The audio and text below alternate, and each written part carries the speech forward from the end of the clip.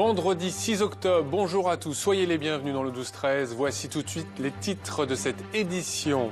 L'ancien bâtonnier de Blois, maître Damien Vinet, dans la tourmente, a-t-il escroqué un de ses clients? Il est soupçonné d'avoir acheté une maison aux enchères pour son propre compte via une société immobilière aux dépens de l'un de ses clients. Il est aujourd'hui jugé par la Cour d'appel d'Orléans. Investir pour acquérir de nouvelles parts de marché et soutenir l'emploi.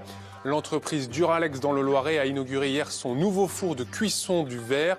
Un investissement de près de 10 millions d'euros et un four qui fonctionne 24 heures sur 24. L'automne, c'est la période des récoltes pour beaucoup de fruits et légumes. C'est aussi une période délicate pour certaines récoltes d'épices comme le safran. Reportage avec des safraniers dans le Cher à la fin de cette édition. Voilà pour les titres. Bonjour à tous, soyez les bienvenus.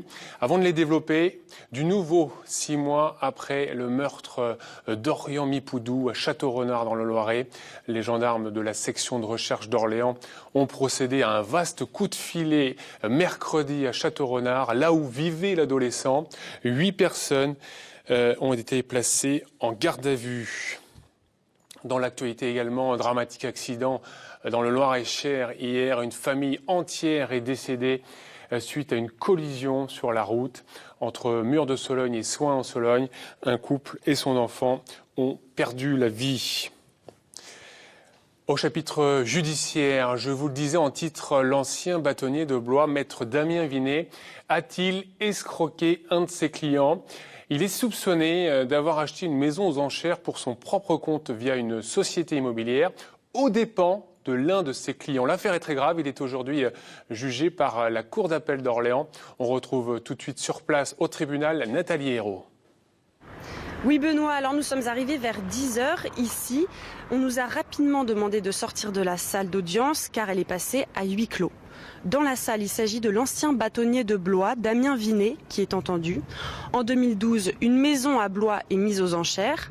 Stéphane Droyer, marchand de biens, demande à son avocat, Damien Vinet, de s'occuper du bien. Schéma classique qui peut arriver, le bien est finalement vendu à quelqu'un d'autre.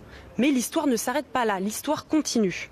Quelque temps après, Stéphane Droyer tombe par hasard en consultant Internet sur des petites annonces et le téléphone à contacter est celui de son avocat, Damien Vinet.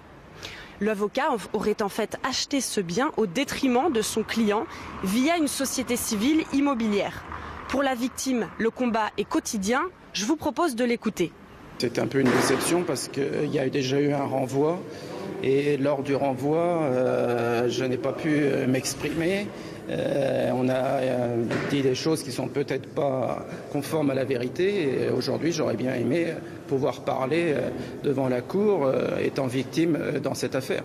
Et malheureusement je suis à la porte et je ne peux pas témoigner. Donc Benoît, nous nous trouvons toujours devant la cour d'appel. Dans la salle d'audience, cela pourrait être assez long, peut-être plusieurs heures.